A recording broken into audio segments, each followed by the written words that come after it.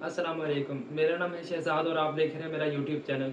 आज की इस वीडियो में मैं आपको सोलर इन्वर्टर की एक बेहतरीन सेटिंग के बारे में बताऊँगा। अगर आपका जो घर में इन्वर्टर लगा हुआ है सोलर सिस्टम, तो आप रोज़ ब्रेकर बंद करते हैं और रोज़ चलाते हैं और इस तरह की टेंशन में लगे रहते हैं। दूसरा, आपका बिल ज़्यादा आ रहा है और आपका जो इन्वर्टर है वो कभी सोलर उठाता है, कभी नहीं उठाता और जो बापड़ा शेयरिंग है वो करता है और जो बैटरी का लोड है वो भी आपका कम या ज़्यादा हो रहा है और हैवी लोड बंद नहीं होता। तो उसके बारे में एक इस इन्वर्टर में वोल्ट्रॉनिक के जितने भी इन्वर्टर्स हैं जो लेटेस्ट मॉडल में हैं, उनकी उनमें एक बेहतरीन सेटिंग है जो कि टाइमर की सेटिंग है। वो सेटिंग आपकी 99 नंबर पे आएगी। वो सेटिंग में आपने एक टाइम सेट कर देना है। उस टाइम में ये होगा कि आप सुबह के टाइम सोलर, यूटिलिटी और बैटरी जो भी आप रखना चाहें, और शाम के वक्त आप सोलर, बैटरी और यूटिलिटी, यानी कि इसके अंदर 3 ऑप्शन है: सोलर, यूटिलिटी और बैटरी, सोलर, बैटरी और यूटिलिटी, यूटिलिटी, सोलर और बैटरी। अगर इसे आप ऑफ ग्रिड में भी चला रहे हैं तो आप ये आपकी जो सेटिंग है ये काम करेगी। तो उसमें आपने क्या करना है कि आपने सबसे पहले आपका जो इन्वर्टर है, कोई भी किसी वोल्ट्रॉनिक का कोई भी इन्वर्टर है, सोलर मैक्स का है, मैक्स पावर का है, नॉक्स का है, टाइगर का है, ये किसी भी ब्रांड का है, लेकिन वो हो वोल्ट्रॉनिक का, उसकी शेप जो है वो इन्वर्टर की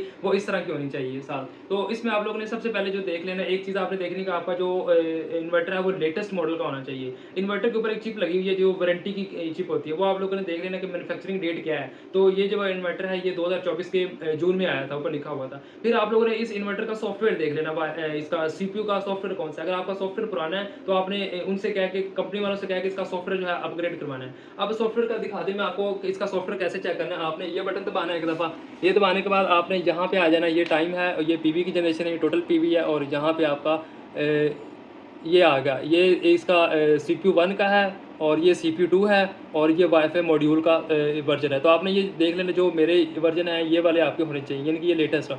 और तीसरा, यहाँ पे ये चिप लगी हुई है, ये देखें यहाँ पे ये वारंटी की डेट लिखी हुई है। आपने ये भी डेट देख लेनी कि आपका जो इन्वर्टर है वो ओल्ड मॉडल में और या है इसमें न्यू मॉडल में। और तो मेरे जो ब्रेकर, मैं आपको ब्रेकर दिखा देता हूँ। ये जो मेरे ब्रेकर है ये डेली मैं इनको बंद नहीं करता, ये ऑटोमेशन पे चल रहे होते हैं, यानी कि मैं इनको कुछ नहीं करता।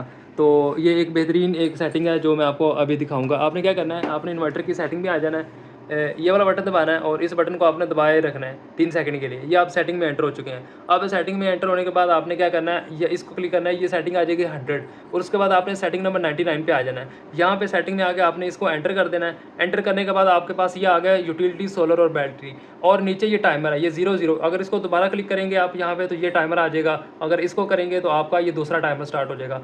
अब ये जो 2 टाइमर है, ये स्टार्टिंग टाइम है, ये एंड टाइम है, यानी कि ये टाइम जो है ये घंटों में है।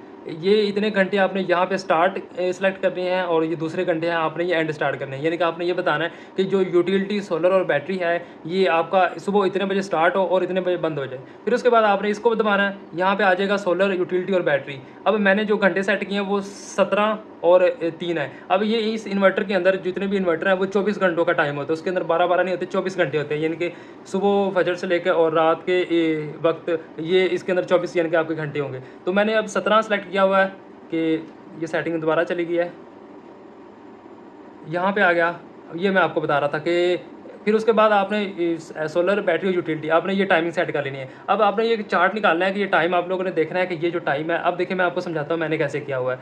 अब ये जो सोलर, बैटरी, यूटिलिटी है, मेरा सारा दिन ये सिस्टम चलता है सोलर, बैटरी, यूटिलिटी, यानी कि सुबह 4 बजे से लेकर 18 बजे तक। ये आपके तकरीबन 6 या 5 बजे बनते हैं। ये आप कैलकुलेट कर लीजिएगा जितने बनते हैं, 18। तो आपने इसको सेलेक्ट कर लेना है। उसके बाद फिर आपने, ये है मेरी पूरा दिन की सेटिंग, यानी कि पूरा दिन मेरा सोलर, बैटरी, यूटिलिटी रहेगा। और जब जैसे ही मगरिब होगी तो फिर जो मेरी सेटिंग है वो सोलर, यूटिलिटी और बैटरी चल जाएगी। यानी कि जो 17 है वो यहाँ से 6 बजे ये शुरू हो जाएगा और रात के 3 बजे तक ये सेटिंग हो जाएगा।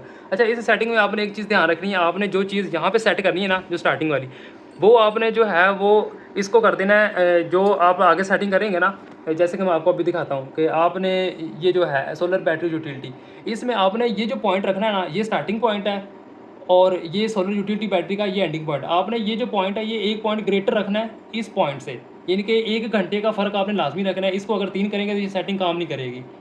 अब होगा क्या कि जैसे ही अब रात होगी, अब मेरा जो सिस्टम है वो चल रहा है, आपको मैं भी दिखाता हूँ। ये देखें, ये सोलर, बैटरी और यूटिलिटी पे चल रहा है। तो ये मैंने बाय डिफ़ॉल्ट सेटिंग सेट की। और जैसे ही सुबह होगा मेरा जो सिस्टम है वो ऑटोमेटिकली SBU मोड पे चला जाएगा टाइमर को देख के, और जैसे ही सूरज निकलेगा तो SBU मोड पे हो जाएगा, और जैसे ही रात होगी तो SUB, सोलर, यूटिलिटी और बैटरी, यानी कि ग्रिड की शेयरिंग के साथ चल जाएगा। लेकिन इस चीज़ में आपने एक चीज़ याद रखनी है इसमें आपने एक चीज़ याद रखनी है कि आपके इन्वर्टर की जो टाइम है वो ख़राब नहीं होना चाहिए और इन्वर्टर को आपने बंद नहीं करना, आपका इन्वर्टर जो है वो 24 घंटे के लिए चलना चाहिए, यानी कि आपका टाइम ख़राब नहीं होना चाहिए। अब इसमें होगा क्या? इसमें होगा कि आप एक टाइम सेट कर देंगे, उस टाइम में क्या होगा, आपका सोलर, यूटिलिटी और बैटरी एक ऑप्शन एक टाइम तक चलेगी, फिर जैसे ही वो टाइम गुजरेगा और फिर आपने दूसरी जो सेटिंग रखी होगी सोलर, बैटरी, यूटिलिटी, वो चल जाएगा। यानी कि ये ऑटोमेटिकली शिफ्ट होता जाएगा टाइम को देख के। टाइम आपने इसका सेट कर लेना है, डेट, मिनट्स इसके सही कर लेने हैं, ईयर सही कर लेना है, टाइम ख़राब नहीं होने देना। फिर उसके बाद एक और सेटिंग आपने हैवी लोड जो है वो उसको अच्छी सेटिंग करनी है हैवी लोड की। फिर उसके बाद अगर आपने एसबीयू मोड जो रखना है ना, उसकी सेटिंग नंबर 12 और 13, ये सेटिंग आपने लाज़मी तौर पर अच्छी तरह से सेट करनी है। जो 12 है, अगर आपके पास लेड एसिड बैटरी है तो उस सेटिंग को आप 22 या 23 से सेलेक्ट कर लें, या 21 भी कर सकते हैं, 22 कर सकते हैं, 22 या 23 कर लें।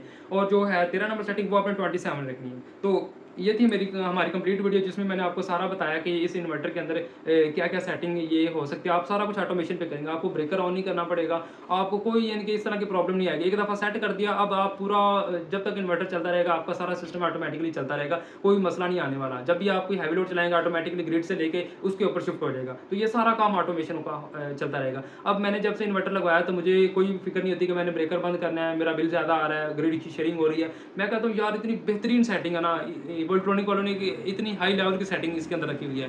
अमूमन ये सेटिंग जो है ये अच्छे-अच्छे जो इन्वर्टर्स हैं उनके अंदर भी नहीं है। तो वोल्ट्रॉनिक वालों ने ये बहुत ही अच्छा किया है कि इसके अंदर एक बेहतरीन सेटिंग सेटिंग की है। तो मेरा मकसद किसी कंपनी को प्रमोट करना नहीं है। आप इन्वर्टर कोई भी ले लें, बस उसके अंदर जो सॉफ्टवेयर है वो थोड़ा-सा अच्छा होना चाहिए और उसके अंदर ये सेटिंग जो है वो मौजूद होनी चाहिए, ताकि आपका जो बिल है वो भी बच सके और आपकी जो ब्रेकर्स हैं उसको भी बार-बार ना करना पड़े, आपकी जो बैटरीज़ हैं वो भी ठीक चलें, आपका हेवी लोड भी ठीक चले और इन्वर्टर जो है वो ऑटोमेटिकली शिफ्ट करे। तो ये चीज़ें थी। तो मेरे चैनल को सब्सक्राइब कर लें, वीडियो को लाइक कर लें और ये सेटिंग अपने दोस्तों को भी बताइएगा, उनको बहुत फ़ायदा होगा इस सेटिंग में। तो मिलते हैं एक नई वीडियो में, तब तक के लिए अल्लाह हाफ़िज़।